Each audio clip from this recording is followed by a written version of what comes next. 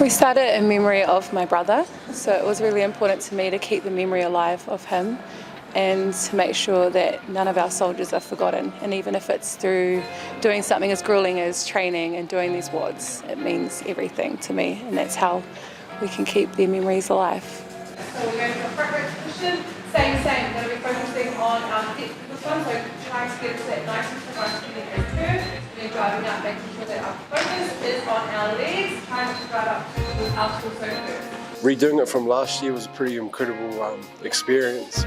I was new to the gym last year and it was my first one, and I don't know, it was just a cool environment and to, I suppose, celebrate and remember Holly's brother in that way.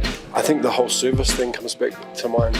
Our guys over there and how much her brother means. I do know how much, well, I can see it in her kōrero and everything that she does this for. It's for remembering him. He kaipapa nui te raki au, nā te mea I haere hoki oku kraua ki te pakanga nui o te ao.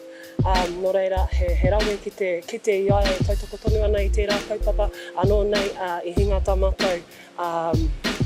tamatau kraua a koropam.